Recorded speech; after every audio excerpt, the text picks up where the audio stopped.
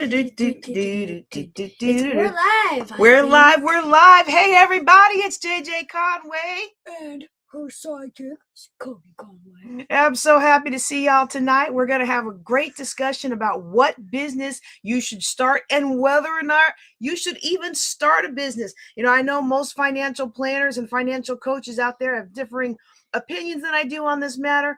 And actually, I find it interesting. Most financial planners that I meet with, they're not interested in teaching you how to start a business, but most financial coaches that I meet with are interested in helping you to start a business. And it's not just because they're going to get more business. It's because they know that for many of us, entrepreneurship gives us freedom from toxicity and freedom of time and space once the business is developed. And so today we're going to talk about how to start a business, but we're also going to talk about whether or not you should. There are people that I come in contact with in my business that I feel like when they come to me as a financial planning client and I understand what they do and where their strengths lie, I'm like, I need you to be in the classroom. I need you to be teaching the next generation of students and leaders, you know, or I need you to be on that front line doing what you do. And entrepreneurship is not compatible with those goals. And so I'm not one of those one size fits all. When you come to me as a financial planner or for financial coaching, everything is not a nail for me to hit with my big old hammer. Okay. We really do look at your situation. And we decide what's best for you. All right. Okay. Do you have anything to say before we go to bed? Before you go to bed? Otherwise, just say goodnight. I'm sleepy. Good night. Love you, hon. All right. So I want to welcome you to Ladies of Wealth. If you are listening to me as part of the Ladies of Wealth podcast, I want to invite you to come join us Thursday nights live. I keep saying we're going to change it to during the day, but that just hasn't happened yet. And so one of these days we might get there. We might just test the waters a little bit. So if you have a business or if you have a book or if you have something that you'd like to share, a wealth strategy that's worked for you and you're teaching other women and a few good men in your community how to do those things, and you would like me to interview you during the day, reach out, because we're going to allow you to come in and interview during the day. All right, just so we can see how that works, how we can test the waters, see if the audience likes the live streams during the day. When I was working, I couldn't watch live streams during the day because the government locked that stuff down. But yeah, we're just gonna test the waters and see what works. Okay. With that said, again, if you're listening to me as part of the Ladies of Wealth podcast, we encourage you to come out Thursdays. Every first Thursday, which was last week, is our fireside chat where I answer questions. Sometimes we have teaching. We answer questions. Every second Thursday, which is today, is our $1 Million business building, and we're going to look at aspects of building a business. We were supposed to talk about making your first $1,000 with online courses. The reason we're not talking about that today is because I bought into a lifetime platform for courses that rivals school.com, Teachable, Thinkific, and I wanted to be able to share it with you. I bought in at the pre-launch price, which means you're probably not going to get that price, but they're in the initial phase of launch, which means it's the best price that you're going to get. And instead of paying for a subscription, you'll be paying for lifetime access. And so I didn't want to teach a course on how to make $1,000 with a course without having software for you to go into, because a lot of times one of the things that we're like is we get all excited and then we want to go start and we get ready and then we never get anywhere. Something distracts us from what it is we wanted to do and we just lose track of that. And the next fire bubbles up, and now we're trying to put out that fire. And the next thing you know, there is nothing remaining of that original idea or dream. So when we talk about making the courses, I want to be able to have the platform where you can sign up and you can actually start your course for free and test out the platform before you buy your lifetime offer. Okay. So I'm very excited about that. Those of you who are listening as part of the podcast, again, join us live Thursday. Did I do all the Thursdays? I did not. Every third Thursday is our real estate investing. And one of the things I love to focus on is how ordinary people can buy extraordinary properties through tax sales and subject to and other things that don't require us taking on additional debt. Every fourth Thursday is our Empowered Entrepreneur, how to do, be, and have what you need to be in order to get the things you want out of life. And so a lot of time we think that getting out of poverty is simply earning money. It's not about how much we earn, it's how much we keep and how much grows for us. And a huge part of growing our money and having our dollars grow and bring other little friends home with them is the networking that we are able to do and the relationships that we're able to build. So today we are going to talk about how to start a business and whether or not you should. And although most people that come to me can benefit from starting a business, I want to reassure you that if you do not feel called to start a business, that is okay. Still come sit down with me and let's look at ways to maximize your income. Let me say that again. If you feel like you don't really want to start a business, but you need to make more money, still come sit down with me, because what we will do is look at your income and your outgo. We'll look at ways to increase your income, and we'll look at ways to decrease your outgo. And a lot of times decreasing outgo comes with smart spend planning, and increasing our income requires us to make ourselves more valuable in the spaces we serve. And it can sometimes mean moving to another space that appreciates us a little more. And the groundwork that you and I work through will help you be able to command a higher price in the marketplace for the job that you already do, know, and love. Okay. One more thing before I get started. I'm wearing a shirt that has a lot of meaning to us. And if you probably don't know where this comes from if you're not in Stephenville, but you might, because Stephenville, we get a lot of visitors come in ever since the Ulta came in and brought Old Navy and TJ Maxx and Ross along with it, right? You might know, if you know where my t-shirt is from, then I encourage you to drop it in the chat or DM me with your Cash App, and you will win a little something to go spend at said place. All right. Okay. So what we're going to do now is we're going to shift into our presentation tonight, and it is, what business should I start? Now, I'm going to acknowledge up front, y'all. Wait a second. I lost my broadcast. There it is. All right. I am going to acknowledge up front. Okay. These are old slides. I keep saying I'm going to redo them. And then life happens and I don't redo them. But this is one of my best-selling workshops that churches and other organizations that empower people have brought me in to do. What I'm going to work with you all today on is an excerpt from an all-day workshop that walks you through what I call the 5D process to building multiple streams of income. Okay. And let me just fast forward a little bit on this, because we're not going to cover, okay, trying to get to the actual slides here, because we're not gonna cover, that was me, not the internet. Okay, we're not gonna cover all 5 of those. So let me just go ahead and skip to the first step. So if you are interested in the entire workshop, you are welcome to bring me to your organization. If you want to have a one-on-one, you're welcome to book a workshop one-on-one.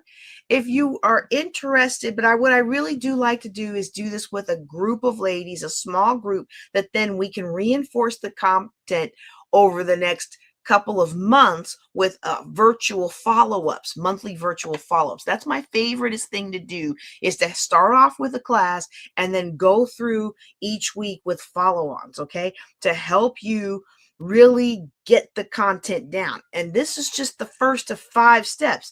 And so each one of these steps will allow you to create another stream of income. And so once you get the mini stream of income going, and I define the mini stream as $1,000 or so a month, then you can either decide whether to grow that into a larger business, or you can move on to the next mini stream. Okay.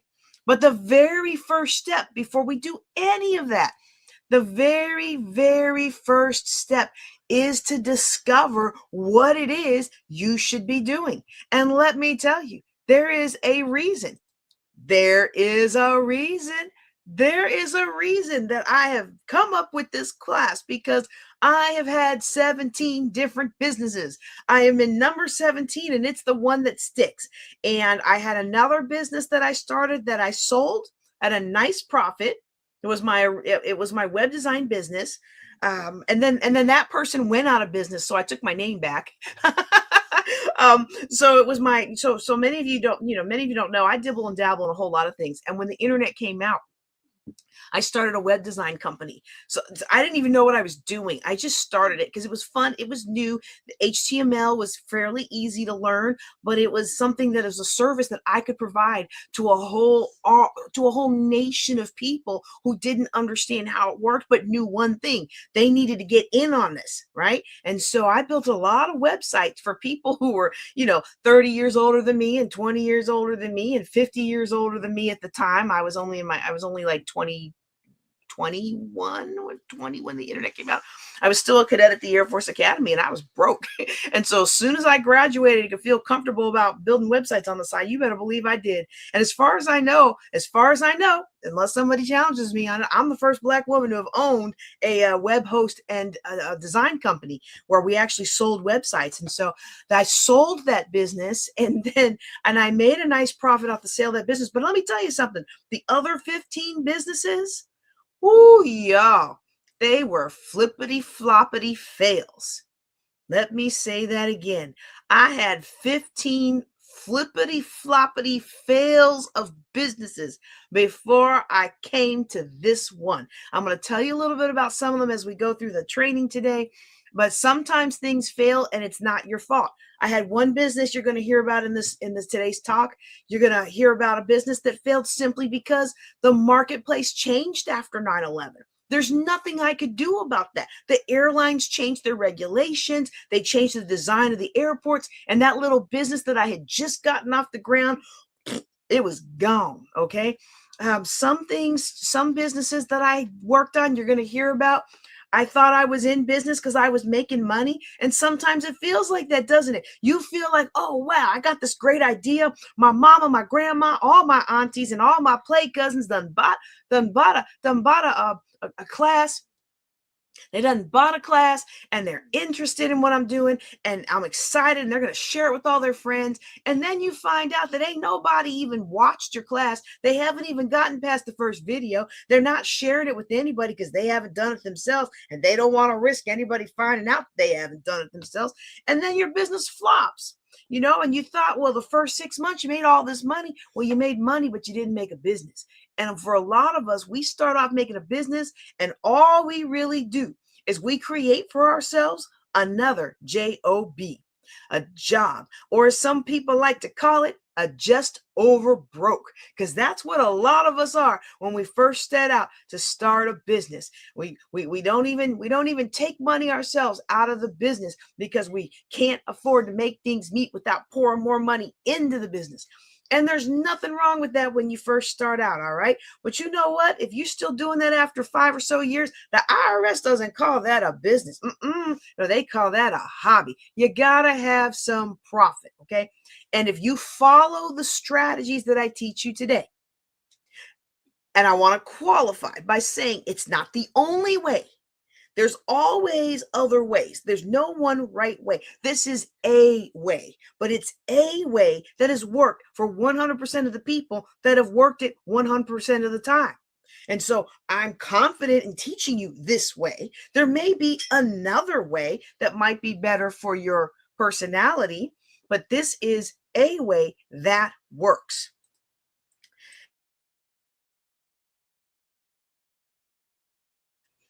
All right, so we got the slides up here. So the very first step is for us to discover what it is that we want to do, what we're good at, what we're willing to be paid for, what the world's willing to pay us for, which areas are profitable, and which ones we can do right now, okay? So some of you might recognize those first 4 questions. It's the Japanese concept of ikigai, which basically looks at the intersection of those 4 areas. I've added a 5th dimension to it because sometimes the thing that's ultimately going to be what we do with the rest of our life's mission, our life's energy, and our life's force is going to be something that is different, but we can't get there tomorrow.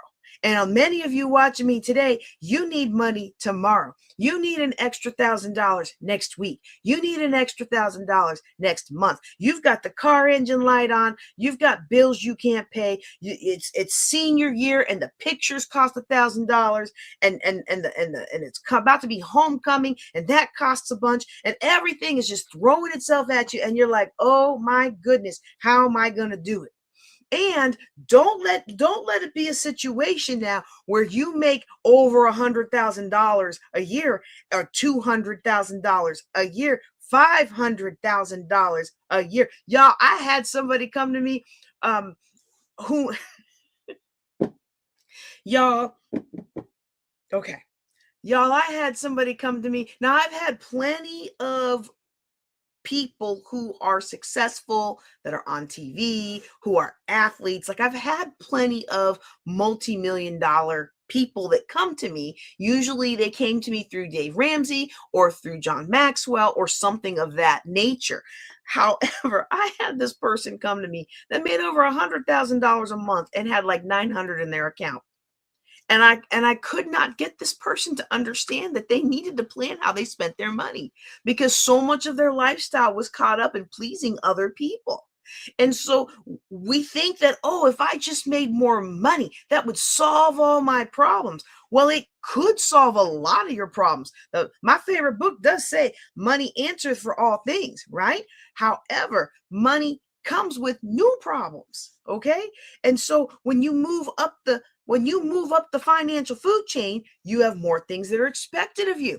When you move up the financial food chain, boy, I was not going to talk about this today because I don't want to scare anybody off from starting a business. But when you move up the financial food chain, sometimes you lose certain benefits. You lose certain assistances. You lose certain safety nets. You lose a whole lot. It's like the difference between residential real estate and commercial real estate. When you buy residential real estate, you got protections in place. There are protections in place that you can go after that realtor if they knowingly sell you a lemon of the house. Okay. When you go out into the commercial space, there are no consumer protections for you. It is let the buyer beware. Okay. And so it can be that way in business sometimes. And we think, oh, well, I don't want to do this, or I don't want to do that. But sometimes what we really, really need to do is get clear about what it is we want, what it is that you want. What do you need from a business? And we think, oh, I'm just going to make an extra $2,000. When you go, like I was saying, you go up that financial food chain, you find that your requirements for outgo are higher. So I had a client, they were bringing in about $20,000 a month, and you would think, wow, that person's got it made. I'm not going to tell you where they live. I'm not going to tell you what they do, because I don't want anybody trying to figure them out. And it was a very kind of niche family. Okay. But where they lived, I mean, their outgo, I mean, I could find a way to squeeze out $2,000 a month. And you say, what? Well, when your rent or your mortgage is $10,000 a month, you got childcare. Yeah, I believe in paying tithes. I mean, by time you finish all the things, sometimes it's not about the dollar method. It's not about the dollar amount. It's not about how much comes in. It's about controlling what goes out. But if you need to make an extra 1,000 here or an extra 1,000 here, what I'm going to show you today is going to help you be able to make extra money without putting a whole lot of undue stress and time on your family, on your health, on your resources. Okay. There down the line will come a time where you might want to spend thousands of dollars to get a business thing off the ground. You might come a time when you've got yourself financially secure that you might want to buy into this other thing that's going to take a lot of your time and energy and money. That's not what we're talking about today, because these income streams that we're talking about today are going to be things that you can ramp up quickly, get them going, get that churn going, and then pocket the passive income. So if that's something that you're interested in, I want you to stay tuned. And if you're listening to me as part of the podcast, I don't know yet if we're going to broadcast both parts of this or just the first part. So what I'm going to do real quick, real quick, I probably should have done this beforehand. I really thought I had it here though. Let's see. All right, we'll use this one. Let me edit this one. I am going to get the website. Oh man, my computer is running really slow, so I guess I'm not. No. It's Calendly.com. Well, you know what? I could probably just type it in. Let me just make sure I got it right though. Calendly. Yeah, 5D1. There we go. Copy. Close that tab because I closed like 74 tabs, y'all. I closed like 74 tabs. All right, so let me go ahead and put that up there. Okay, well, you know what? Let me make that nicer. Let's edit it. Let me make that nicer. Would you all like me to make that nicer and more readable? Calendly.com/JJ Conway /5D1. That's the letter D, not a 0. Okay. Oop, not that one. Oh dear. Oh dear. So, like I said last week, if anybody wonders why there's such a long lead time in between the live broadcast and when it comes out as a podcast, faux pas like that are exactly why. Okay. Okay, so if you know that you're interested, I'm going to also go ahead and put that in the chat, in the comments. So you should see that in your comments and you should be able to post that into your browser and go ahead and sign up for your own personal. It is set up as a group, so you may have 2 or 3 other people in there, but for the most part, it's usually your own personal booking. I mean, for this price of $27, it's not like it's going to be exclusive because, you know, if you want to be exclusive, we can do that, but it's going to cost more. Okay. But yeah. Okay. So let me go ahead and take that banner down. Why do I have Global Youth on there? We're not doing Global Youth today. Oh dear. Okay. Okay. So anyway, we want to discover what we're good at, what the world is willing to pay us for. Okay. We want to understand what gives us what we love, what really makes our heart sing. Then we want to understand which of those areas are profitable and which ones we can do right now. So let's talk about figuring out, what do you love? Okay. And I'm going to ask you this because many of us don't know what we love. Many of us have buried our joys and passions beneath the surface so that we could go along to get along, so that we could just put on a brave face and get it done, so that we could provide for our families, so that we could make a living. A lot of us don't even know what gives us joy anymore. And I want to encourage you to really spend some time with you so that you can begin to rediscover what it is you love and who it is you really want to be, because that will make a difference when it comes to how you build a business that is self-sustaining and providing passive income streams while being something that you work it without feeling like it's working you. We have to discover what gives us joy. I used to be one of these people that was just existing. I was numb. I was just going through the motions. I wasn't really living. And I would ask you today, were you like me? Are you a human being or are you a human doing?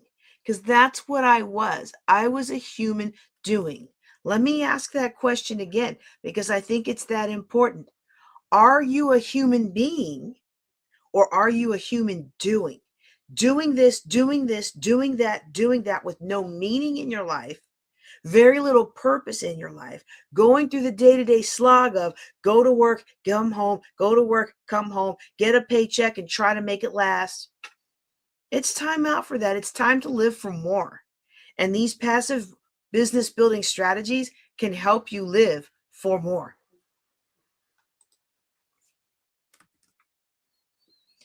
A lot of times we're so busy, we do so much that we have no idea how to be. We have no idea how to just be.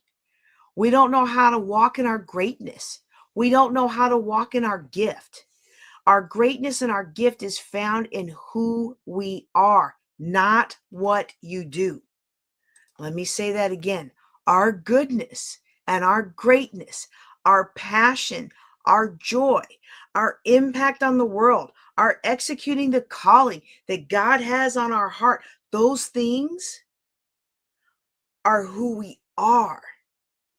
They come from who we are, not what we do. That churn of life and going through the motions and rearranging your desk and cleaning the house an umpteenth time because you're too afraid to sit down and do what has to be done to launch your business or to finish your degree. Ooh, that one hurts because that one hits home. Or to be kind to your family, or to spend time with your kids, or to make that difficult phone call. It all has to do with who we are. And too many of us are not in touch with who we are.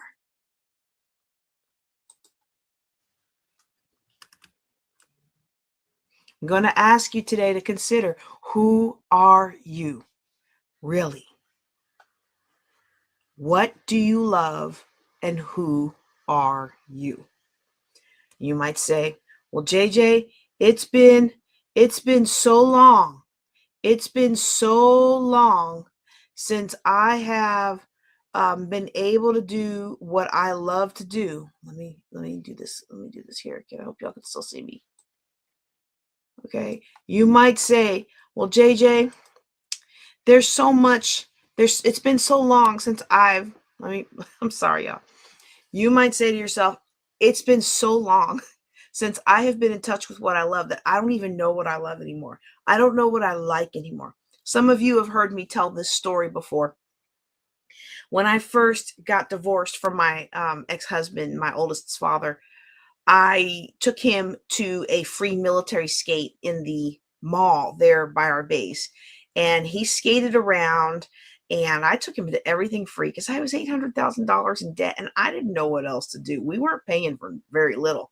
And I was watching him skate, and then I noticed a young couple. It looked like they were on a first or a second date, and he was asking her what kind of cookie she wanted, and she couldn't make up her mind. And I thought to myself, I don't know what kind of cookie I would want, because up until that point in my life, everything that I selected was either because it's what my ex-husband wanted me to select, it's what the church would have wanted me to select, it's what my mama would have wanted me to select. It sure had a lot to do with my dad telling me, don't eat this, don't eat that, you don't want to get fat. You know, nothing about what did I want, nothing about what did I like. Nothing about what flavors would feel good to me. It was always about what did everybody else want. And in that moment, I realized I didn't even know who I was anymore. And so you might be in that situation today. And I'm going to encourage you. There is a way to discover what you love. And what you can do is you can take personality skills and inventories. I'm going to share some of those with you today. You can talk to friends. And one thing that I like about talking to friends is they can see skills in you that you may not even have seen in yourself. You can also reflect back to your young adulthood. What were the things that you used to like to do? What were the things that made your heart sing? I understand as we grow older and we get some more wisdom, we mature a little bit, we realize the world isn't quite as rainbows and unicorns as we might have thought it was when we were younger. Or on the flip side, we might have realized that all the old fogies weren't as wrong as we thought they were. You know, maybe the world wasn't as bad back then as we thought it was. But the big thing is to think about what made your heart sing when you were younger, when you didn't have kids and you didn't have so many responsibilities at work. Think about the things that you used to do in your spare time back when you actually had some, right? That's how you can start to kind of tap into what is it that you love. Now, here are, let me see if I can stop sharing this one. Okay. Here are some, oops, I stopped sharing it. So you can't see it. Well, I just flashed. I'll bring it back up in a second.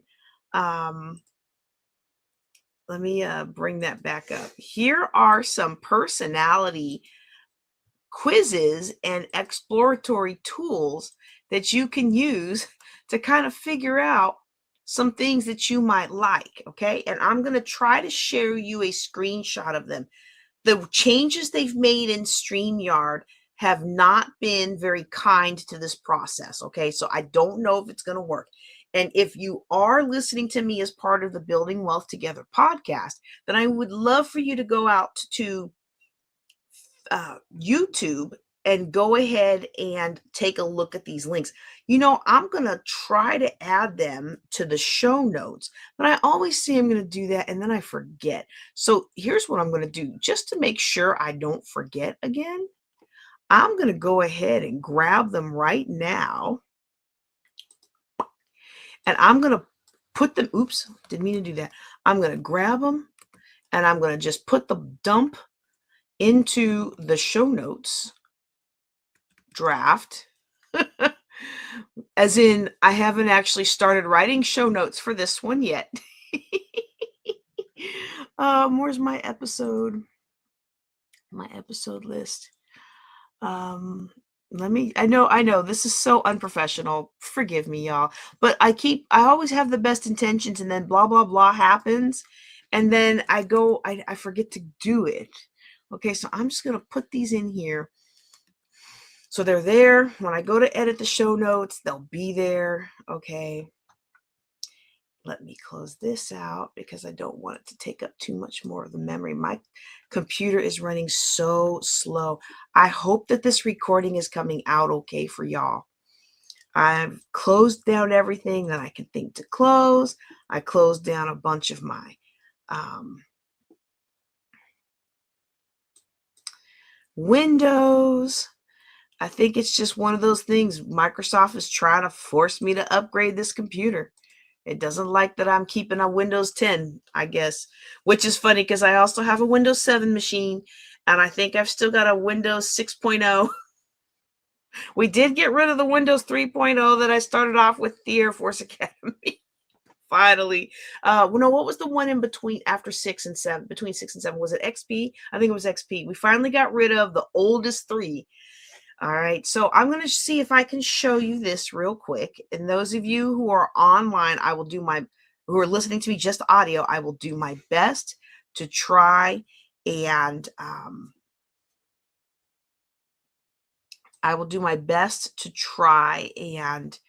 explain what I'm doing. Okay, so share screen. I want to share the whole window of these tests. Okay.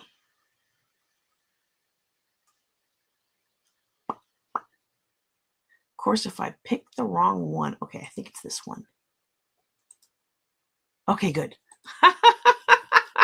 Okay, this very first link that you would have seen had you seen the slide that I put up is a quiz called How to Fascinate.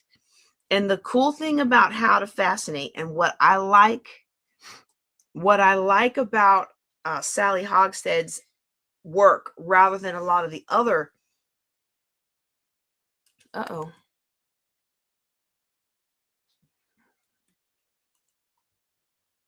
me just make sure. Can y'all see that? Oh, okay, great. Okay, so this first one is called How to Fascinate. Now, I have a coupon that allows you, if you come through the coupon, I'm not really affiliate anymore, but the coupon, but the link still works. It allows you to come through, and I think you get a little bit of a discount on the follow-on for this.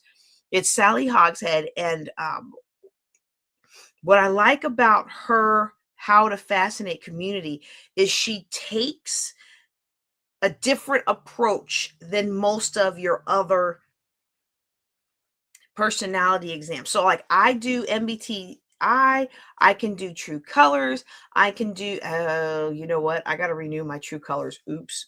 My True Colors expired. I got to renew it. You got to take a refresher. But in a month, I'll be able to do True Colors again. I can do DISC. I love DISC because it's behavior based. So even if you feel like it's not you, it's what your behavior is saying about you. Okay. Hers is How to Fascinate. MBTI, a lot of them will typecast you in certain areas, but what they don't really focus on is how you enchant people. And that's why Sally Hogshead uses the terminology how to fascinate, because these are the things that people love about you. You know, another one that I love is Working Genius, and it looks at how you work with others. I like Phiro B, which looks at your need for inclusion, affection, and control in your life. Very, very eye-opening stuff. So there's all kinds of personality examples out there. The reason I haven't given you the others, and I'm not giving you links to the others, is because there's so many duplicates out there on the internet that I just don't feel comfortable giving you those. But hers, I do feel comfortable. And you can take the test, and it's different, and it's more fun, and not as fun as True Colors. I sometimes feel like True Colors is made for people who just want stuff to be fun, and I don't know that it always makes as much sense as I want it to make as a former scientist turned financial planner. But the people that love it, and so that's why I still offer it. But this one it is fun and it's creative, but there's also scientific backing. Okay, so the next one that I have on there, the next thing is the Bureau of Labor Statistics. I get a lot of my data from the Bureau of Labor and Statistics, because the Bureau of Labor Statistics, because they have all kinds of data. You can do all kinds of research and projections on careers, demographics, regions of the country.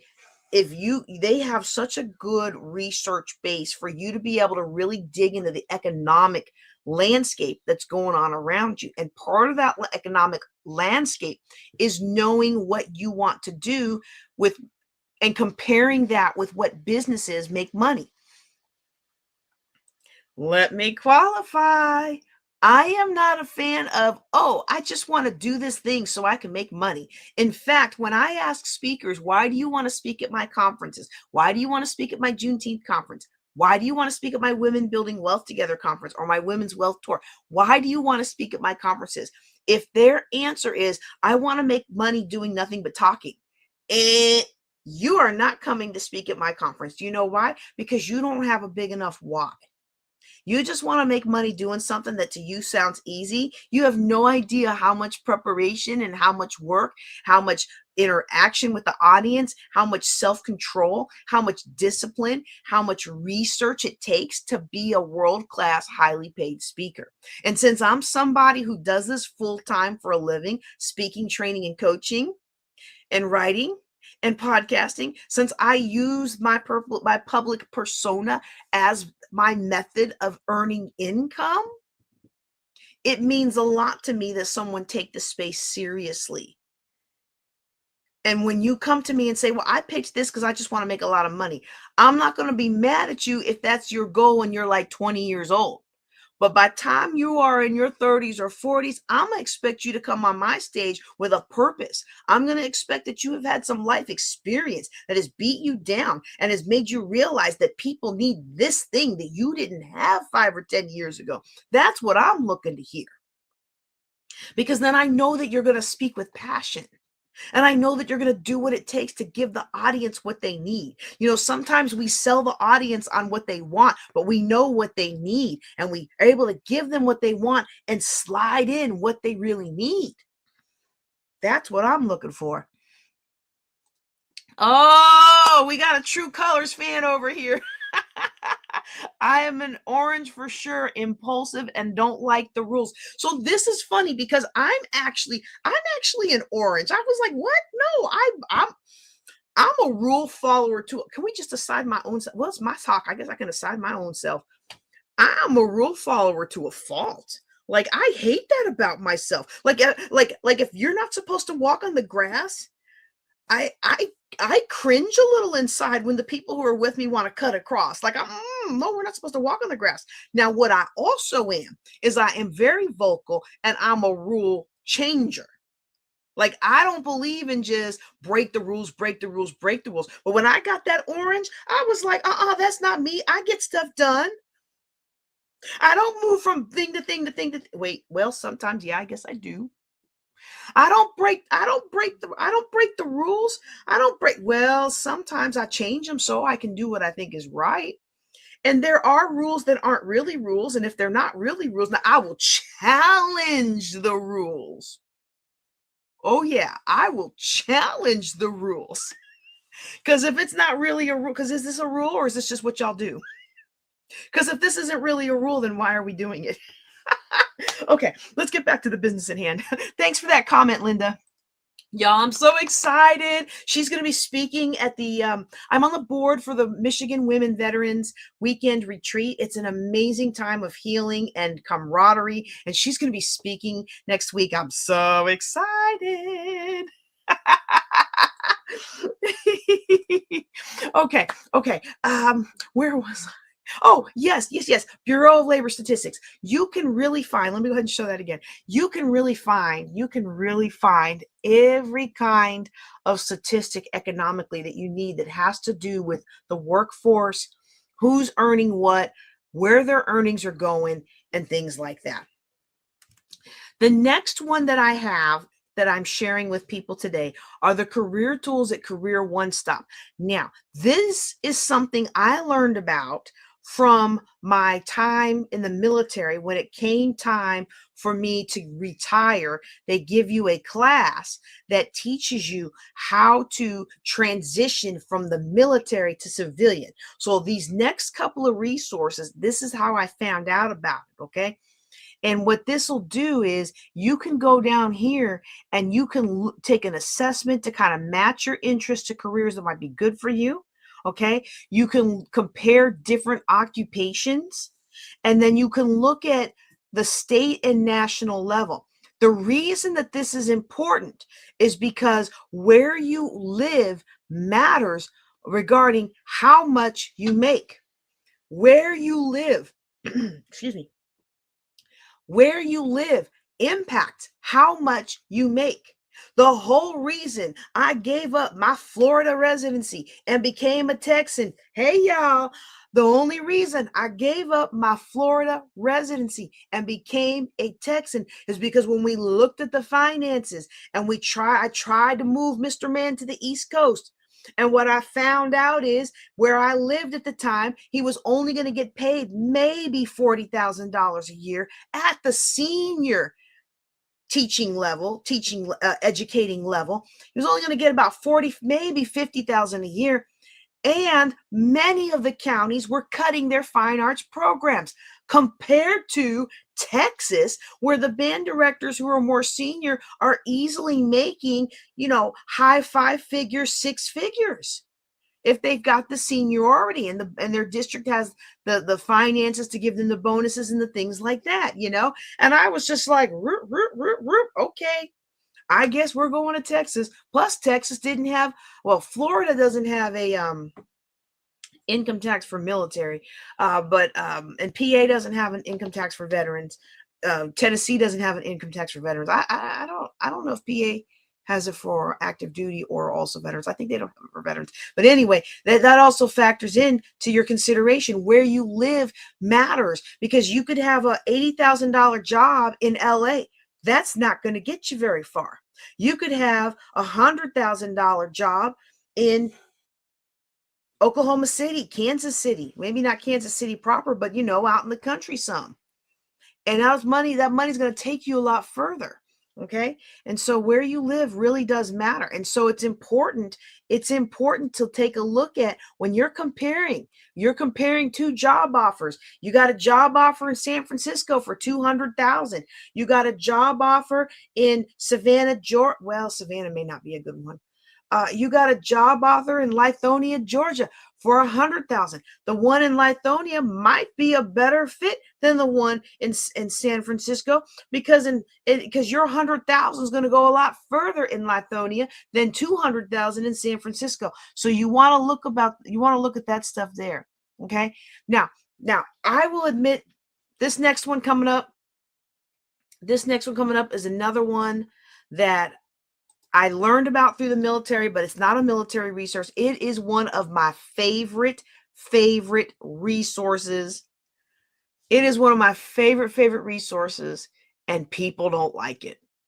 And it is the What Color is My Parachute workbook. Not the main book, but the workbook. I mean, if you like to read, get the book too, or get it on Audible if you don't like to read. But the main book. Oh, I should be dropping these links in the comments. Hold on. Let me back up. Hold on. Okay. So let me drop this in here. How to fascinate. Okay. Just bear with me for a second. Bear with me for a second. Okay. How to fascinate. Let me put that in the chat. Okay.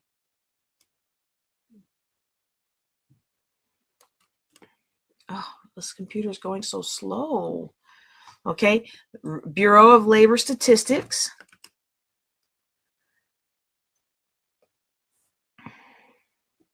An error occurred, so it can't post to Facebook.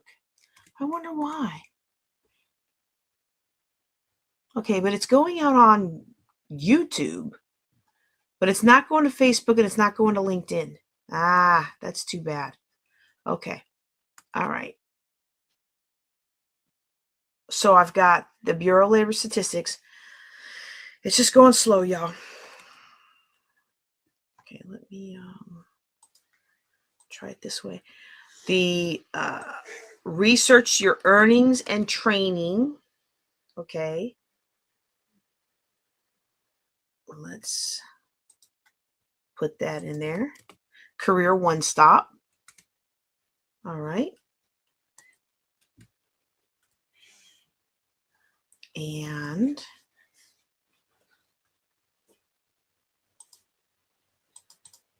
oop, go back. Yeah, I can do that. All right. Now the what color is my parachute workbook? What color is my parachute workbook?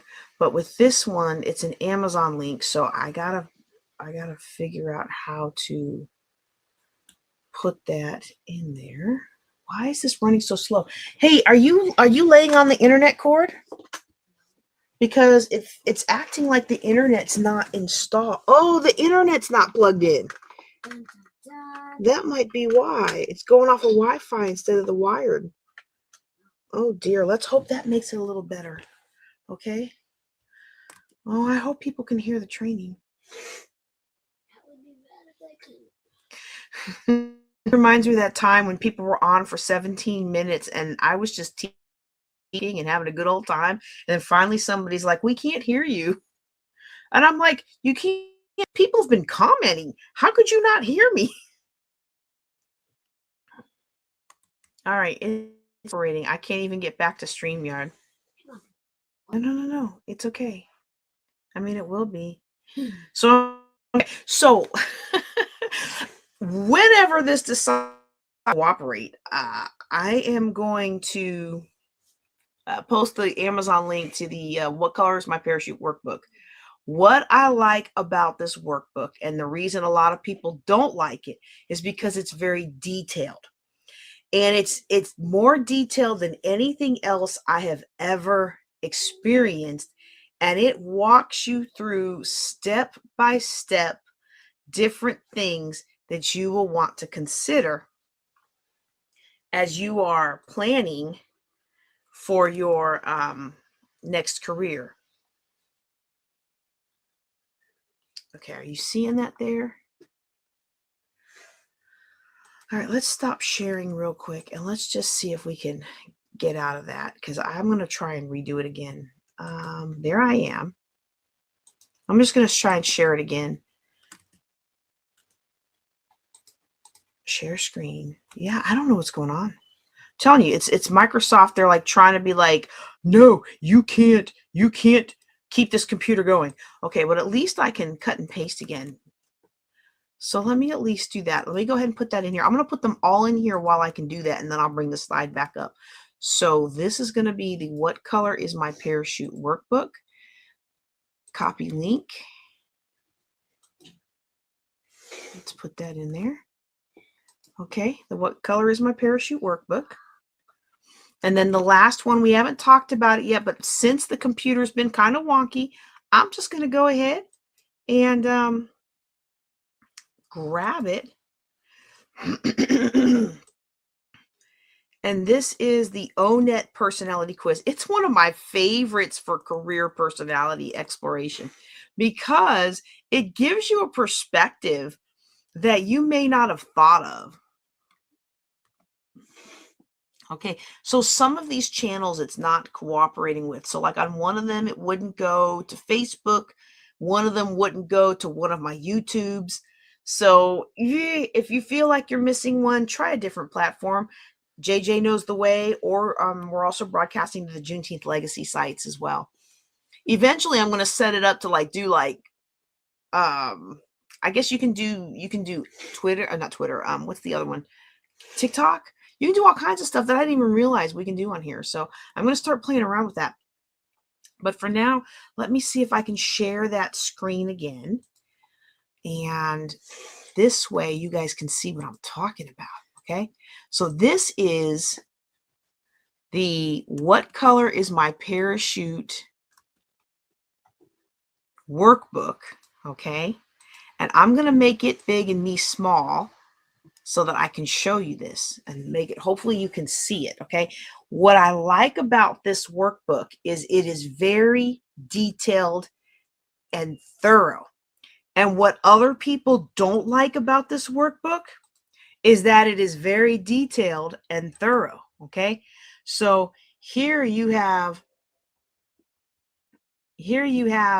an explanation of, here's the thing, of prioritization. So here we've got people I'd prefer not to have to work with. Okay. Now this is one that you fill out yourself. He's also got some that you walk through. Let me see if I can find them.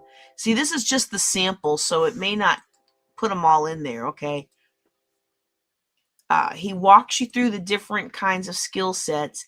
And they're at one point, these are the ones that you use to prioritize, but there's a grid that's like this. And what it does is like, do you like working outside? Man, I really want to find that grid now. I thought this was it, but it's not. It's like, do you want to work outside? I'm going to look it up real quick.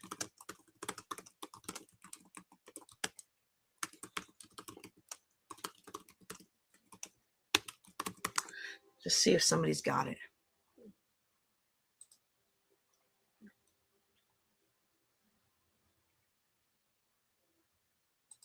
Let's see. Ah, there it is. I think that's the one I wanted. No, that's not it. That's not it. But it looks like it's got the well, it's been a while since I've looked at it, but it's like that.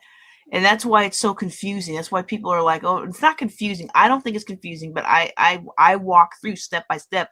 I like step by step, okay? But it's basically like, man, where is it? Transferable skills. Where's the one about what you like? No. Okay. I'm going to have to go dig out my copy and show you guys. But basically, now I'm all embarrassed. But basically, what it does is, let me go back to me.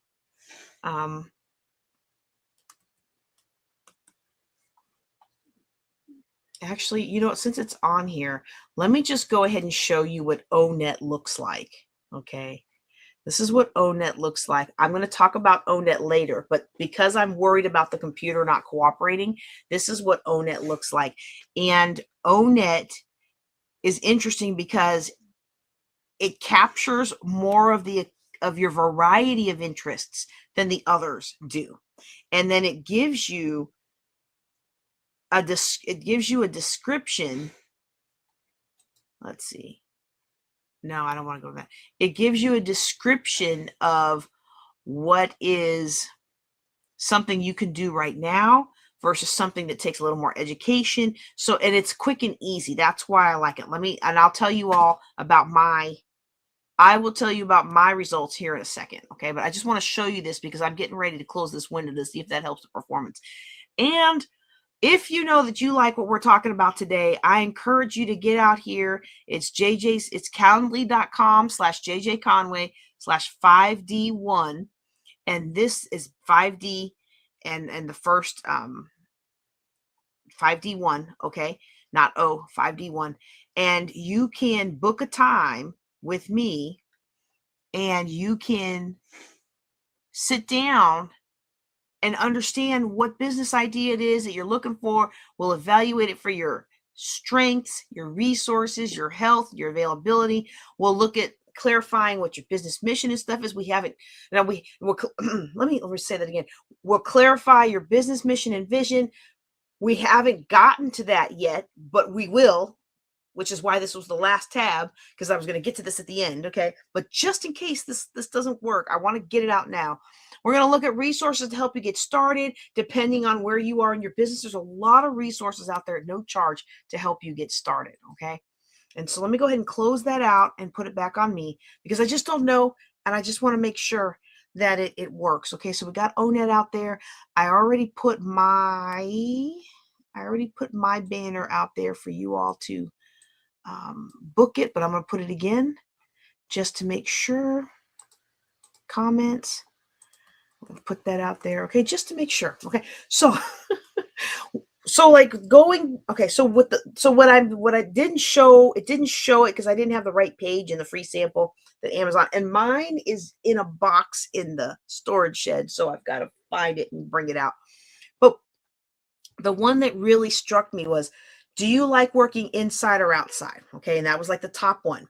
I like inside versus outside. And depending on what you answered, the next question, if you like working outside, do you like working outside with plants? Do you like working outside with animals? Do you like working outside with people? Working inside. Do you like working inside with people, or do you like working inside alone? Do you like working inside with projects? Do you like working inside with electronics? Like, it steps you through all those things.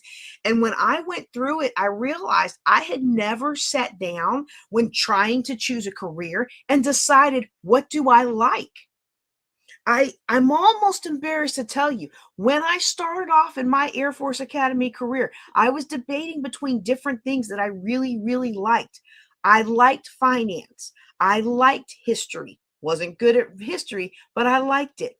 I liked writing. I've written 13 books, although my English instructors at the Air Force Academy would probably be shocked to know that I've written 13 books, right? But when I try to determine my major, I'm almost embarrassed to tell you the only reason I chose physics, which I've always loved, and I've always loved of space, but I wasn't as good at physics as I was at chemistry. And I didn't love physics the way I loved writing. You don't write 13 books without loving writing, I didn't think I had a use for physics the way I knew I had a use for economics. But when I went to talk to all those other instructors about declaring my major, it was the physics guy who said, you can't do that. Well, why can't I do it? Well, because you're black. Blacks can't do physics. You're not going to make it. You'll fail. And for the next 20-something years of my life, I set out to prove to him that I could do physics. Yeah. And it's crazy when you stop and think about, what are the motivations for us doing the things we do? Did I like physics? Of course I liked physics. I like to make a joke that it was super cool to levitate magnets. And mostly the techies are the only one that's going to get that joke, right? And so I really did love physics. I had always loved space. So having that concentration in space made sense. We did analysis of asteroids. I ended up being the president of the Physics and Astronomy Club. I went on to chair some of our nation's highest technical committees. And I did love those things. But me enjoying those things was not why I chose that as my major.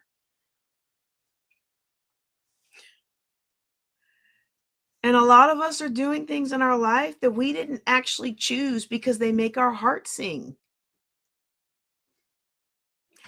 A lot of us are doing things with the majority of our life that 8 to 10 to 12 hours a day we are spending at work. And we have never stopped to consider whether it's work, our psyche, our design, the creation that God made when he put us together in our mother's womb, if we were created to do that. Now, I know that I'm a person who was created to fight social injustice. I am a person who is created to break barriers. I am a person who's created to do those kinds of things. And that's the kind of person you need to be the first Black anything, especially a first Black military physicist. Okay. You need somebody like me to break that barrier. But when I sat down and looked at what I wanted to do the rest of my life, I was like, you know what? I did my part. I busted some glass ceilings and I paved a way for others behind me. And now in my second phase of life, my second career, my second act, I'm going to do something that I feel the Lord has been calling me to do for a while that makes a difference for his people and makes my heart sing. I was talking to somebody on the on the airplane yesterday about, coming back home and going to work. And she was like, yeah, I don't, we're standing in line to get on the plane. And she's like, yeah, I got to go back to work. And I'm like, well, I actually like my work. I enjoy my work. I have structured a life that I could work all day and just love it. Every once in a while, my brain gets too tired and I can't do that anymore, and I got to take a break. But for the most part, I would do what I'm doing all day long without getting paid if I could. if I thought it was going to have the impact. It doesn't. Let me tell you, entrepreneurs out there, you have a big heart for people. Well, I'm gonna tell you something that I learned the hard way. People don't change unless they have some skin in the game. That's a whole nother podcast. So let's get back to the subject matter at hand. It sounds like my computer has calmed down since we filled out since we plugged in the internet this time. And so let me see if I can go ahead and share those slides with you again. All right. So what I really liked about that, what color is my parachute? What I really liked about what color is my parachute is that it steps you through really identifying what it is you like. And, it might say you would like to be a fashion designer, and you find out, I thought about that, but I was too scared to go and do anything about it. And now it's too late. Well, it's never too late. All right. Reality TV is one of my little guilty pleasures when I'm washing dishes or when I'm sitting with my son waiting for him to fall asleep. And I just finished a Project Runway season where one of the finalists was like 65 years old. And she had only been in fashion for a couple of years. So yeah, it's never too late to do what you love. And it's never too late to make a business that you love, doing something that you love that means something that's important to you. 9 times out of 10, what's important to you in a business sense and what you love and what you care about is part of the calling and vocation that the Lord has given you. Now, I'm going to say 9 times out of 10 because I love what I do as a financial planner, but I routinely have to deny and reject ideas that are not aligned with my godly walk. Like I'll come up with a marketing idea. I'm like, ooh, that would be good. That would be so good. That would be fire. Ooh, yeah. And then I take it before the Lord in prayer and he bring me up with scriptures like, nope. We're not doing that. And there's one idea it just gets stuck in my heart for a long time. And I kept bringing it back to the Lord, and bringing it back to the Lord, and bringing it back to the Lord. And he was like, no, how many times I got to tell you that is not befitting a child of God. And I was like, well, some things you can get away with when you're a lay member, but not when you're the pastor. I'm so glad the Lord loves me. Anyway, let me see if I can bring up those slides now. I get so busy talking, I forget what I was actually doing. So those are some personality tests that you can like. And I walked you through why I think the What Color is My Parachute workbook was so great. Let me go ahead and show you my results on ONED. Okay, wait. Let me go back. Oh, come on, computer. Work with me here. Okay. So, yeah. So we talked about the What Color is My Parachute workbook. And again, if you're one of those people that you keep trying to do something and it just isn't working, or you get into it a month or two later and you're like, this is not for me, then I encourage you to get this workbook and really walk through that. Even if it feels tedious, walk through question by question. Okay. The next one, the ONET personality quiz. I have taken this thing several times. All right. And the first time that I took it, my ex-husband was getting ready to separate. Wait, let me put it on me. My ex-husband was getting ready to separate from the Air Force. So we were in our late 20s, I think, and he took the TAP class. And so I took it then, and then sequestration happened not, maybe 10 years after that. And so we took it again. And then I finally ended up No, I thought I was going to retire out of the Pentagon. So I took the Pentagon one for executives because my job at the time qualified me to take the Pentagon one for executives. And that was a pretty good class, honestly. But then I've taken it 4 times. No. Yeah, I've taken it 4 times. One was with the Army.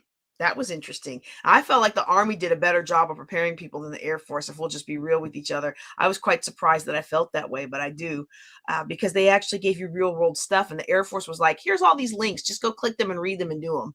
And I'm like, but the Army was like, we gonna do this. I think they knew that if they send everybody home, all them soldiers home to go do it on their own, they probably knew nobody was going to do what they were supposed to do. So they built in time for us to actually hands-on do stuff.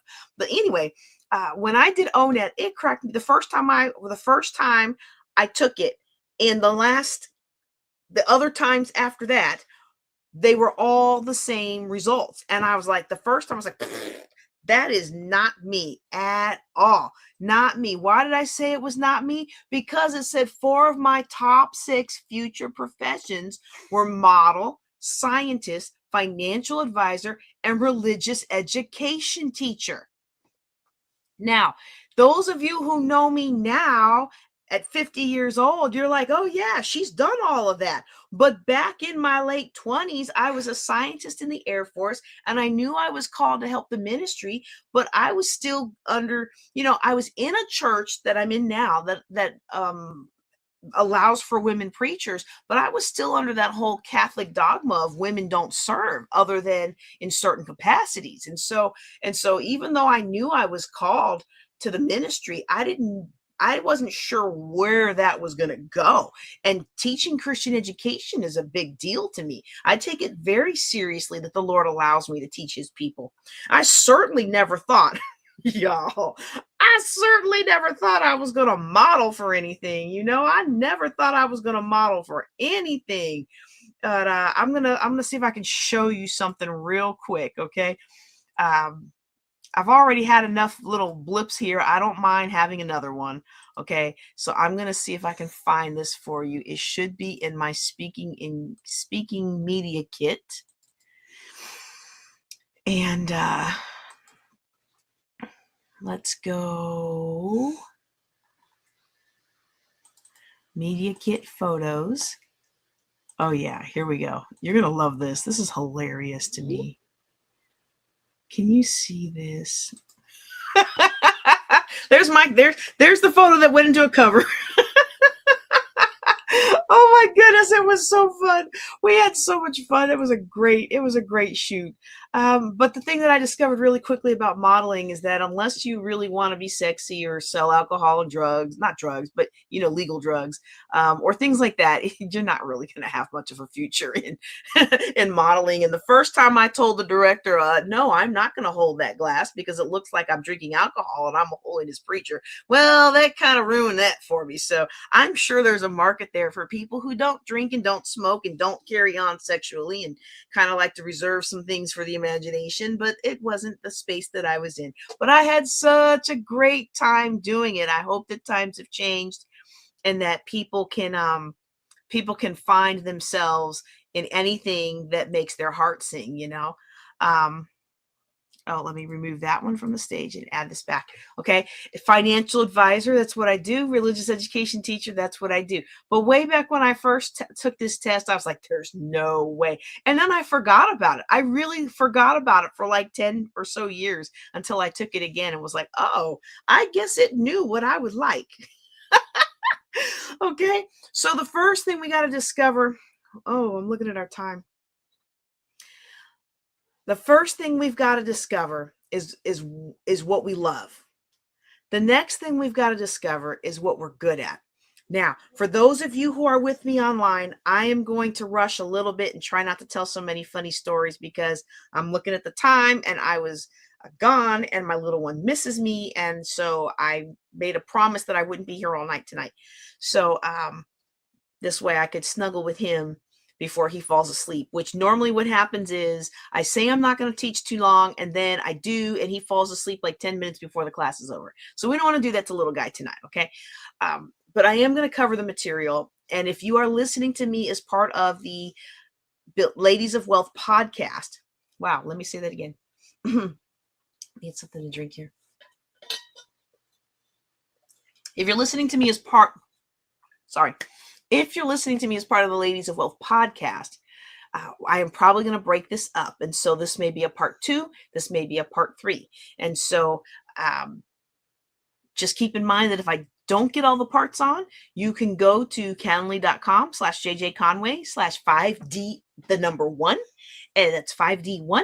And you'll be able to book a session with me where I help walk you through all of these steps and then some. Okay. So then we're going to discover what we're good at. We have to discover what we're good at. And that's one of the problems that I have. Like, just because you're passionate about something, just because you really love something, just because you really care about something, it doesn't make you well suited for it. And I found out that I wasn't well suited for working with youth. Actually, I'm pretty well suited for working with youth. It's their mamas I'm not well suited for working with. You know, and you know, I'm not going to be somebody else. You know, I do fairly well with young people when it's just me and young people. Let's say it like that, okay? But you know, something that you love, something that you want, doesn't mean it's going to make you money. And I remember starting something where I was going to pour into youth in the community, and it wasn't quite a nonprofit, but it was a for-profit, but was in that quasi space where like we were doing good, but you're helping me do good by buying this or buying that, you know, and it just wasn't my thing. And it was okay. We did some good, but it wasn't ideal. Okay. All of us have that family member that one day they're going to make it big. One day they're going to make it big. They keep chasing after this. They keep chasing after that. And really, if they would just get something stable, they could fund their family and fund their future a whole different pathway. But yet they cling to that dream of what they're passionate about. And then they say these famous words that we have probably, all of us who are entrepreneurs have said at one time: I'm not going to keep working for the man and wasting my life building somebody else's business and building somebody else's wealth.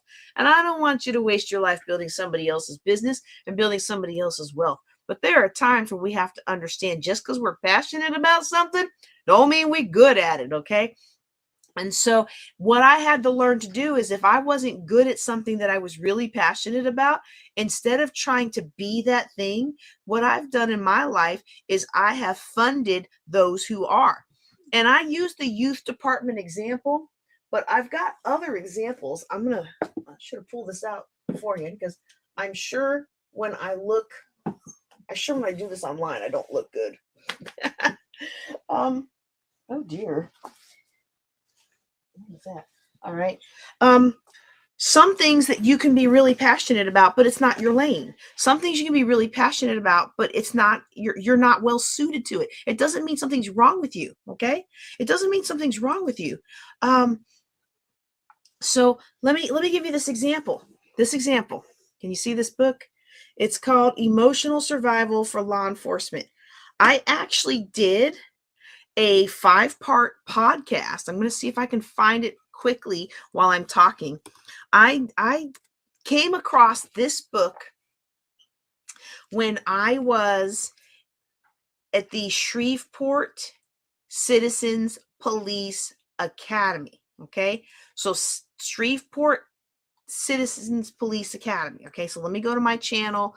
Let me go to manage videos. I'm going to see if I can pull these up today. Let's see if I can find it. It's a 5-part series.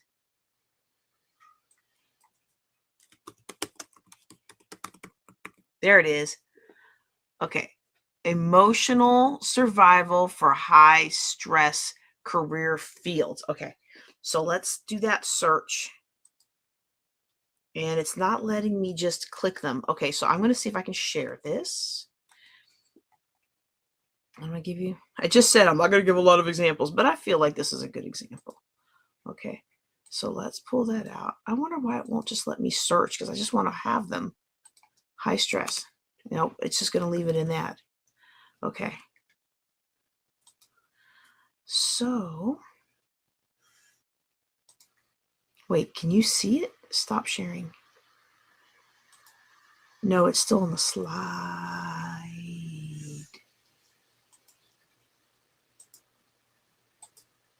Okay. Share screen, Ladies of Wealth, not that one, channel content, there we go. Okay, so here is the 5-part series, Emotional Survival for High Stress Career Fields, and I'm just going to click this last one just to bring it up. Let's go ahead and go to the main.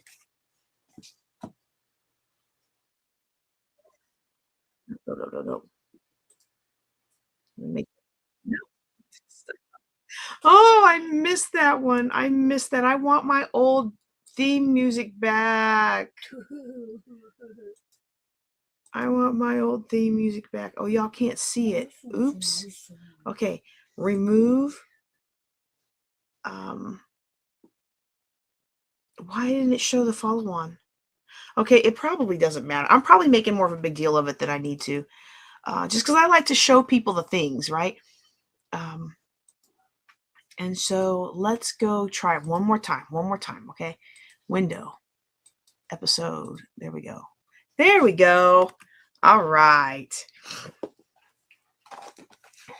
So I came across this video, this book, when I was,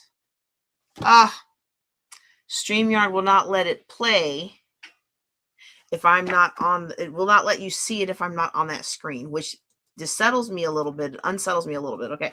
So I came across this book when I took the Shreveport Citizens Police Academy for 3 weeks following my retirement from the Air Force. And one of the things that really surprised me about law enforcement was how incredibly high the stress levels were that they went through, and the fact that they didn't have a whole lot of PTSD support. Okay.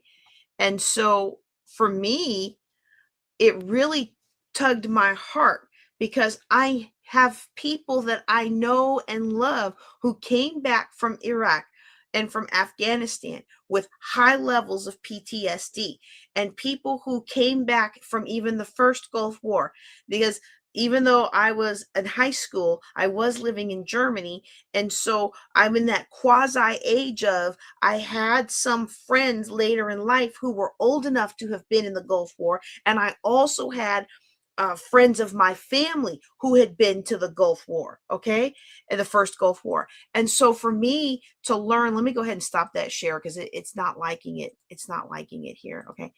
So for me to learn what our law enforcement goes through really tugged my heart, and to find out that unlike veterans, now, regardless of what you think about the VA, and regardless of how difficult it is to access some of these benefits, the reality is that veterans at least have PTSD support. They at least have mental health support. They at least have resiliency support. They at least have some de-stressing support following their career.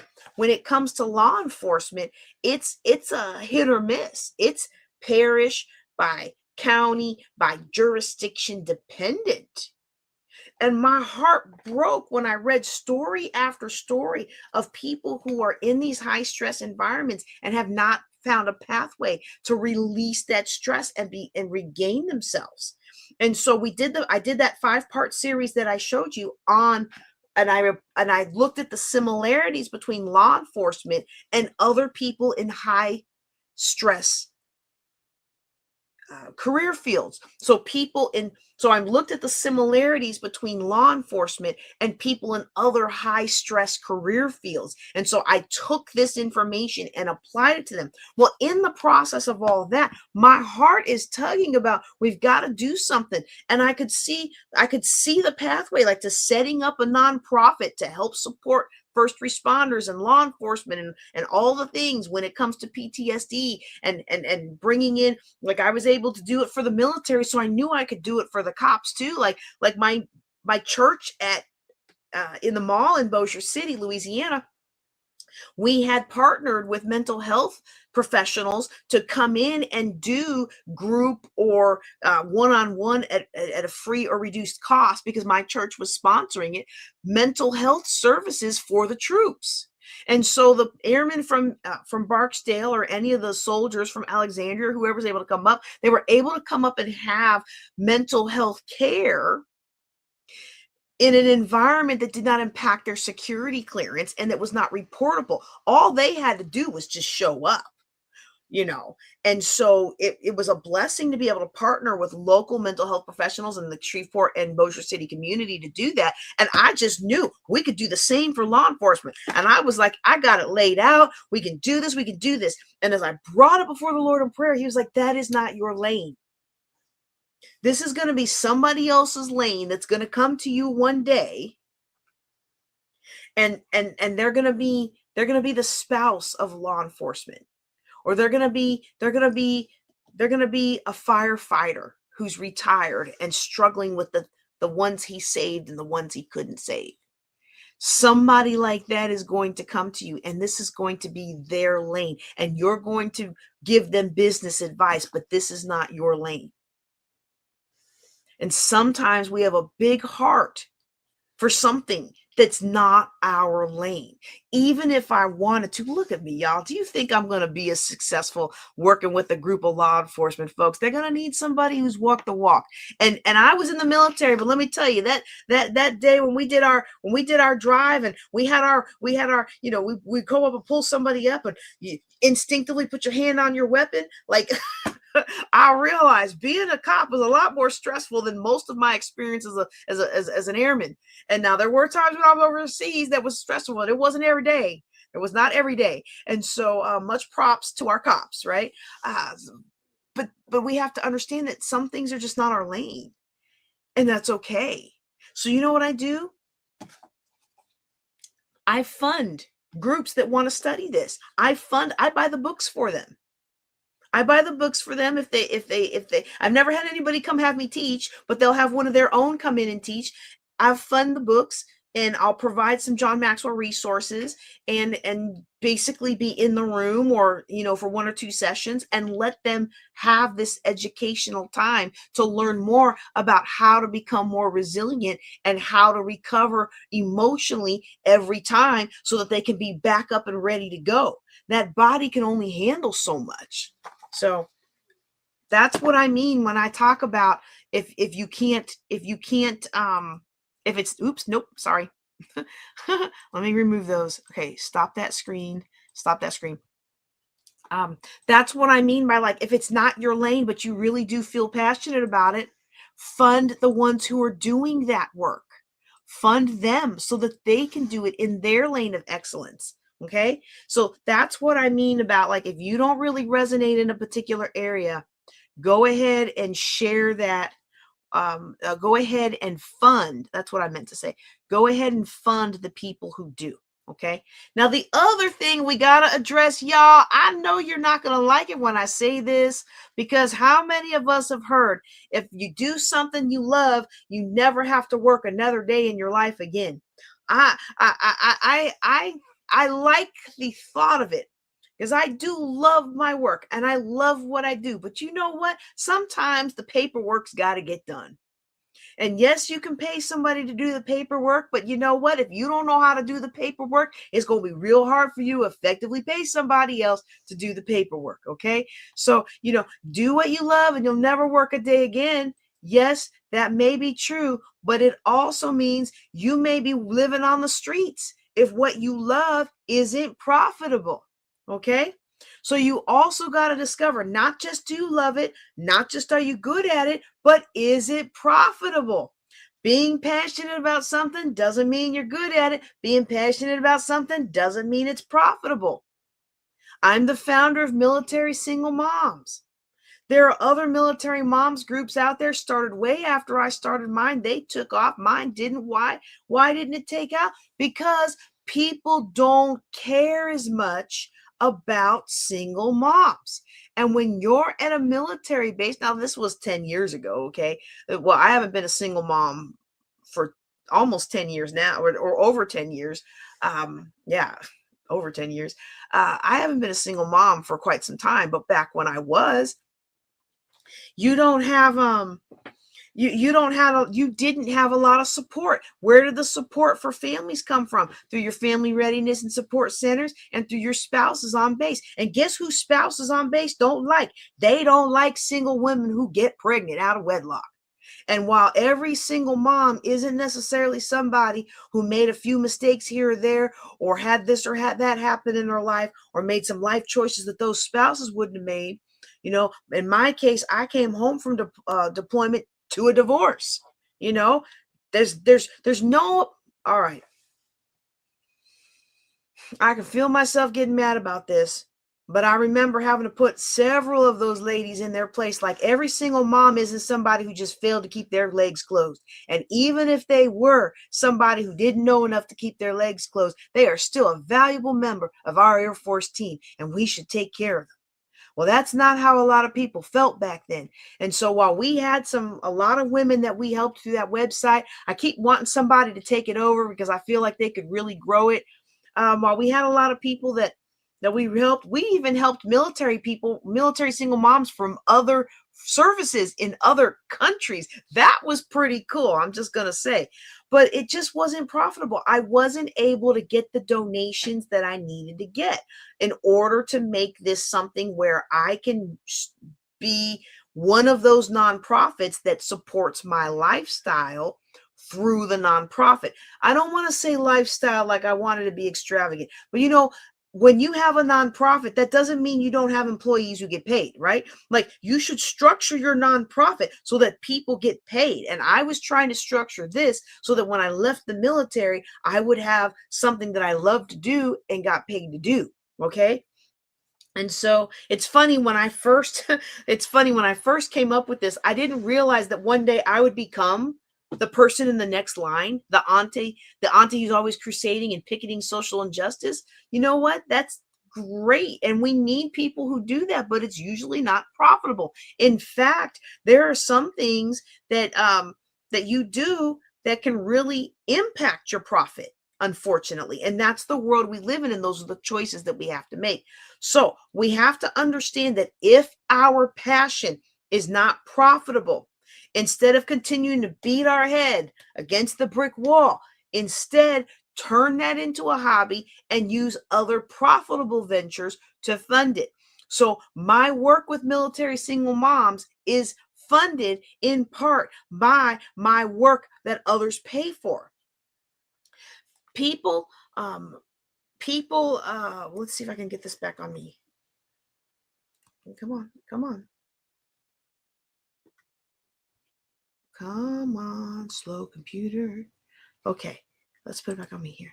So there are times where I have added my financial and career building services to someone else's grant. They have received funding through that grant, and they have paid me to do the work in the community that I want to do. There are other times where I offer scholarships for my program. For example, I do not charge active duty military to come through my financial program. I don't charge active duty military, but in order for me to have a program where I spend my time and don't charge somebody else has to pay for that. And I'm not being mean. I'm valuing my time. I'm not being stingy. There's a lot of military out there. There are a lot of active duty people out there. And if I was to serve all of them at no charge, I wouldn't have anything left. So somehow money has to be made in other areas to fund those passions. Okay. I'm sorry. This is coming so long, Bowie. All right, let me keep moving. Let me keep moving. All right. The other thing we want to look at is what you're doing and what you want to offer. Is it something that the world really needs? Now, just because somebody doesn't think they need it doesn't mean they don't need it, because sometimes no need means I didn't know I need it, you know. But sometimes we get so enamored with ourselves that we put things into the marketplace and we don't test it first to see if people need it. I have been guilty of that. I have absolutely been guilty of that. I have, there are a lot of us who put things into the marketplace that nobody needs. And this is why I'm a big fan of testing the market before you spend too much money on your products and on your finalizing your websites and getting the cards made and doing all the things. You want to test the concept. I learned this lesson the hard way, because when I went to transition from one course platform to the other, I realized I had 96 courses. And you know what? Out of those 96 courses, almost half of them had never sold to a student. And I don't mind that as an entrepreneur, because every time because creating a course with an outline doesn't take very long. And I don't build them all the way out until somebody registers. Now, if somebody registers, I give them the entire treatment as if I had 1,000 people in the class and they get the one-on-one. But a lot of times I'll know my class is a good one that really resonated, because we'll have a good number of initial signups.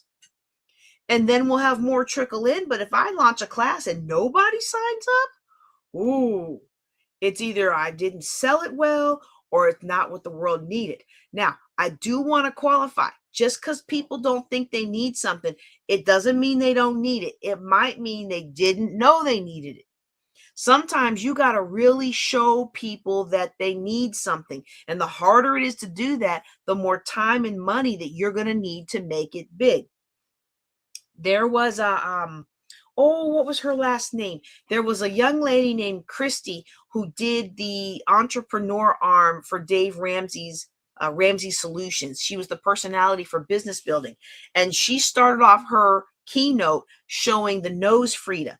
When my oldest was a little boy, they came out with the nose Frida, and it grossed me out. The thought of putting something in his nose that I was going to suck on to pull all the snot out of his nose. Ugh, how gross is that? But let me tell you something. After struggling with one of those little bulby things to try to suck the snot out of his nose, and somebody kept telling me about how wonderful the nose Frida was, and I actually had received one as a baby shower gift, but I had tossed it in the bag with all the other stuff I wasn't going to use. And so I didn't even think anything of it. Well, I took it out and used it one time. Let me tell you what, I got all the snot out of that boy's nose and he fell so hard asleep. I was like, oh, I'm sold. I made sure to get another one when I had the surprise baby in my 40s, who I love very dearly. And I'm not just saying that because he's on the other side of my desk. He knows I really love him. So the more that people don't know they need something, the more you're going to need to work to let them know that they do. But if it's something that the world really needs and you meet that need in an efficient manner, oh, you're going to have customers for life who rave about you to others. Okay. And that's how I was about the nose Frida. Because I mean, let's be realistic. If you're a mom, you go get their colds anyway. Because what do kids want to do when they get sick? They want to snuggle up on mom. They coughing on mom. They sneezing on mom. All right. So we talked about figuring out whether the world needs it, whether it's profitable, whether it's something you love and something that you're good at. Okay. And that's the Japanese concept of ikigai. The other thing I want you to discover is where you resonate. Okay. I want you to discover where you resonate with others. Okay. Because this isn't just, did I miss one? Oh, I got a slide in the wrong place. Oops. Okay, sorry about that, y'all. I got a slide in the wrong place. You got to know if the world needs it, and you got to know where you resonate. And I guess this is a copy of a different slide that we already did, but I didn't do this one here. Okay, so let me go ahead and do that real quick. Okay. When we talk about something being profitable, we have to understand who is our ideal client. I don't mean who it is that you really want to serve. I mean, who is, no kidding, your ideal client, the person that's going to put money in your pocket and be happy to do so because of the need that you serve for them.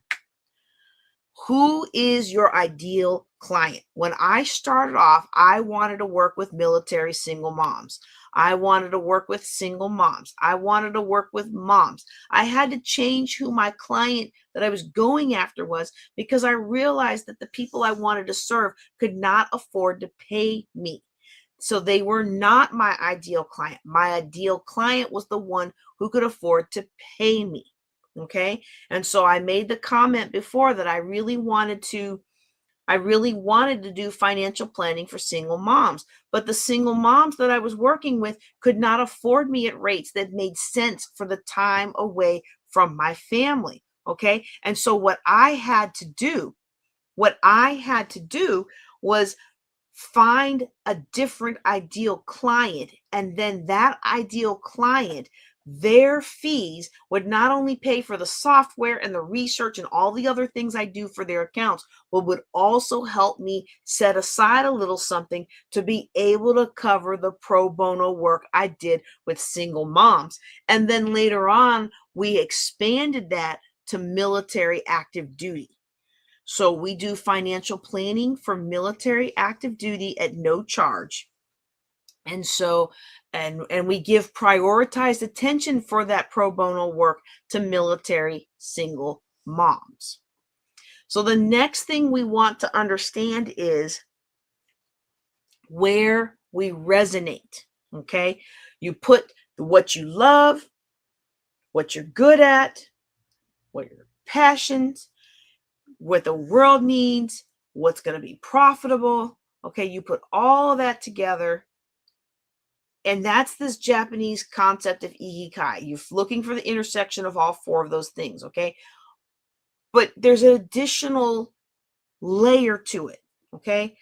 And resonance in physics is this point where you put a teeny tiny little bit of energy into a system and you get a huge response.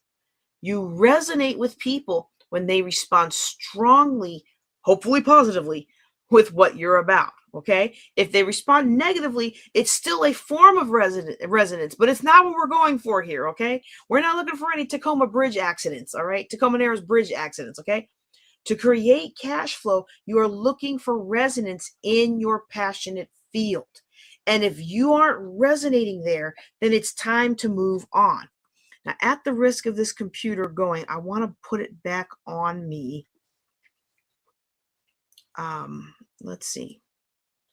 Because I want to explain that face to face. Okay.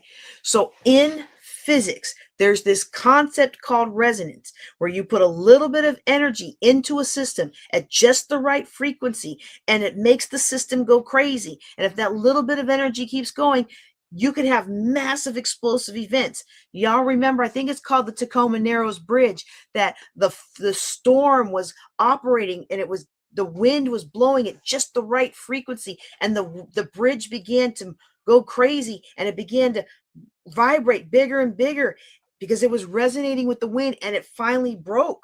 Okay.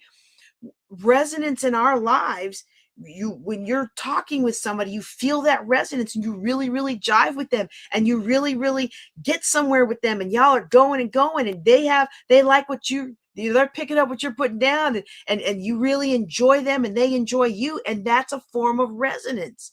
And so when it comes to building a business, it's important for us to see if we resonate with that area. I met a fabulous lady at FinCon, and she runs a military conference for finance. And I love that.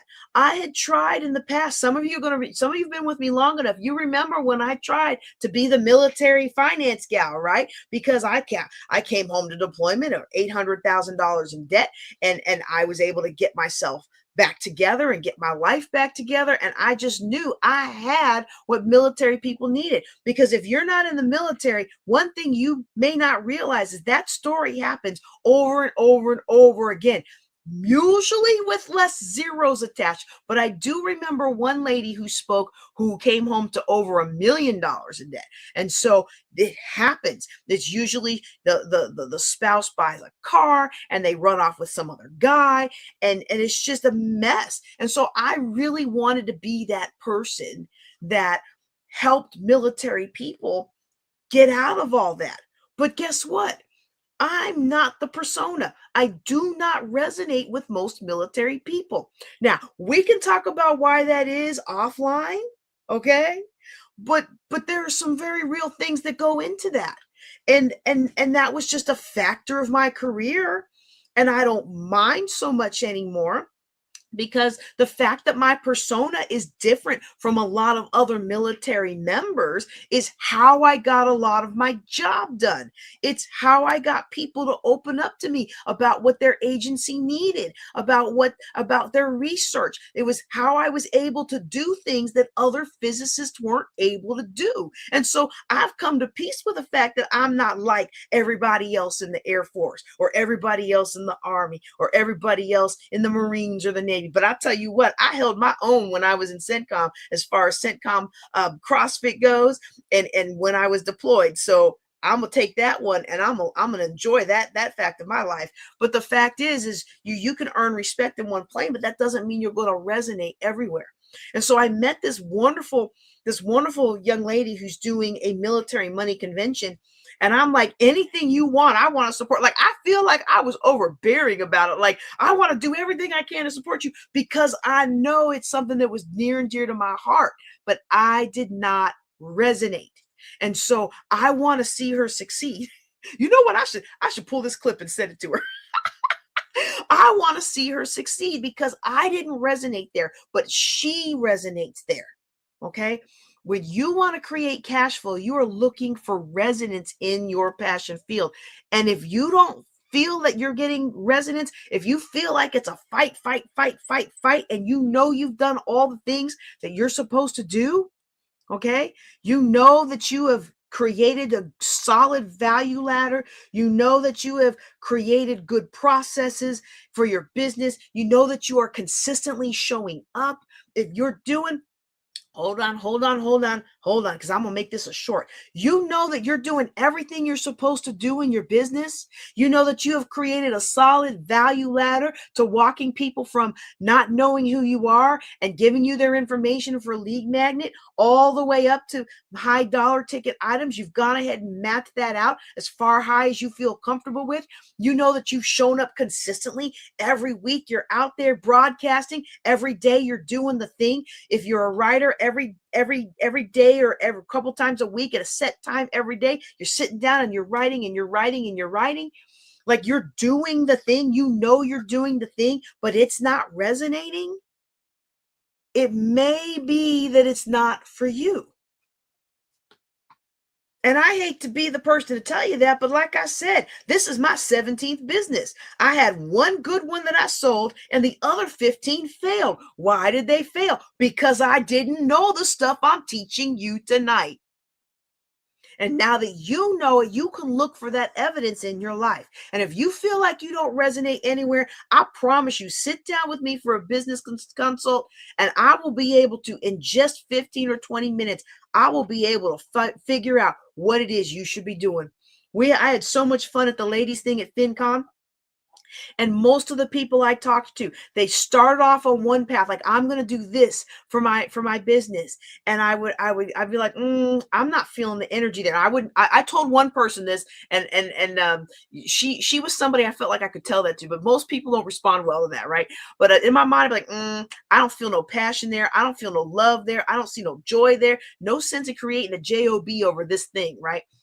But then I would ask a couple of questions and we would pinpoint it. And as soon as we pinpoint it, the whole persona changes. They light up and, oh my goodness, this is what they're going to do. You are looking for resonance in the area where you're going to do. When you can talk about it so passionately that other people come in and they want to hear more and they want to ask more. That's what you're looking for. Okay. And so you want to find where you resonate. If you know that you're doing everything that you can do, and you know you're doing everything you're supposed to do, and it's not working, it may be time to evaluate whether or not this is where you're supposed to be. All right, we talked about the profitable.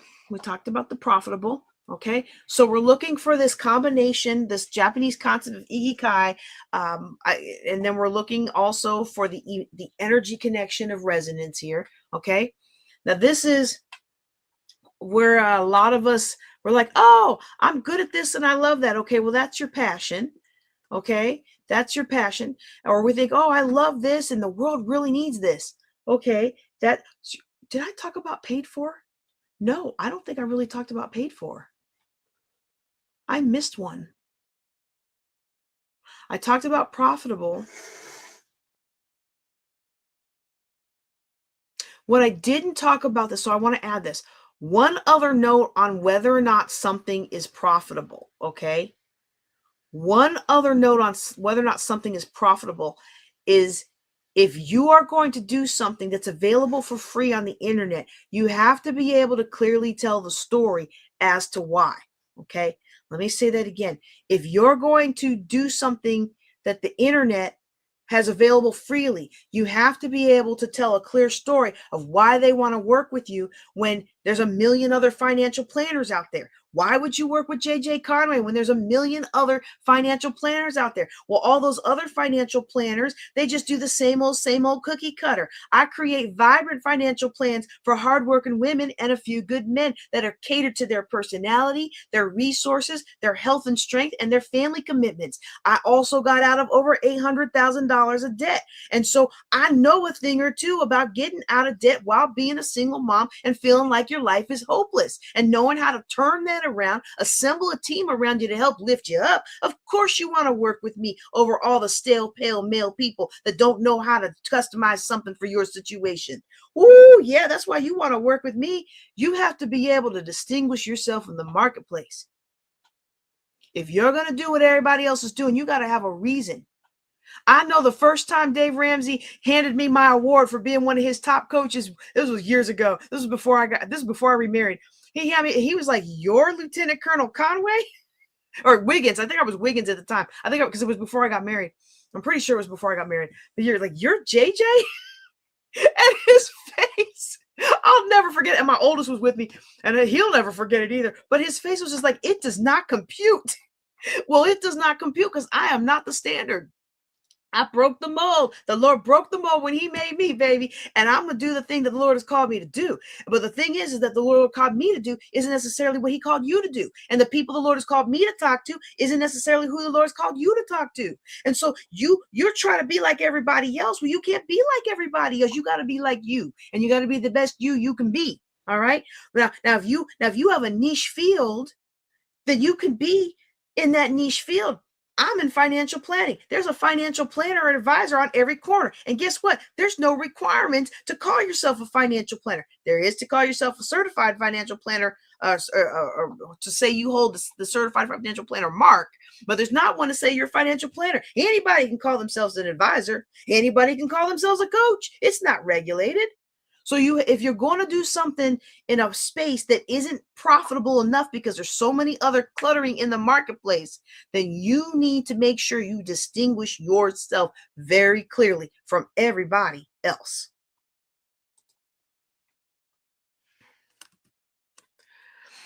All right. So things that the world needs that we can be paid for. A lot of people will call that a vocation. I do tend to think about vocation as more of a ministry kind of thing.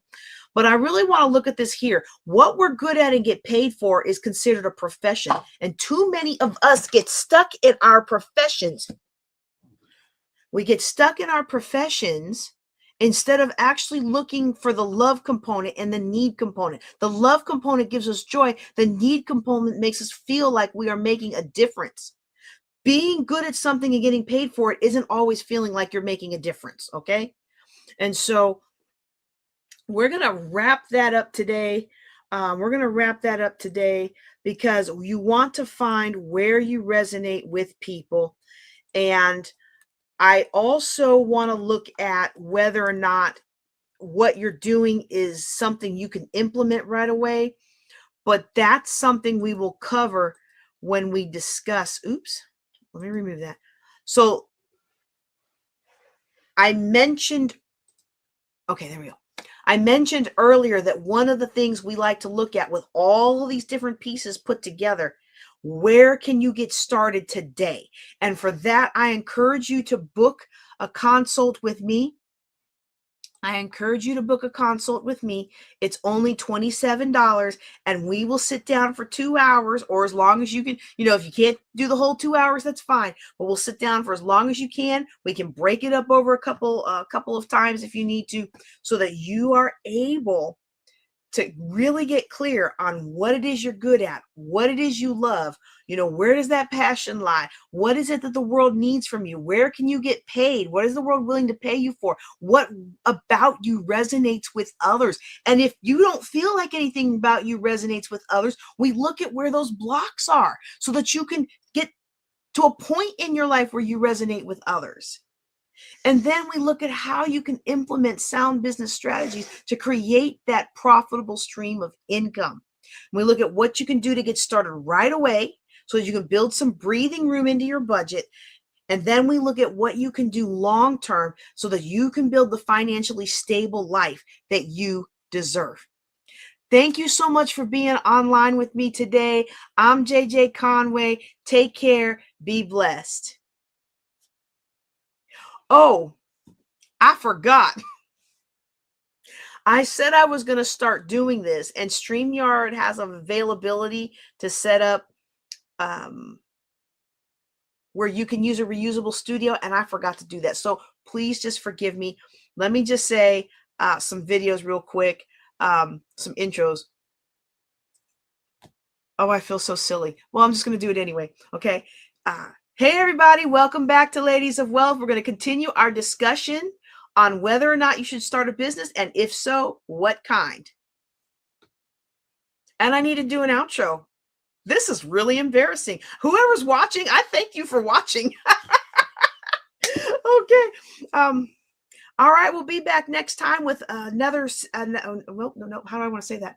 We'll be back next time with part 3 of this discussion. Hope to see you. And if you nope, we're just going to stop because I am so embarrassed right now. Okay. Anyway, thanks y'all for being on with us today. I hope you've enjoyed that content. I hope it helps you out.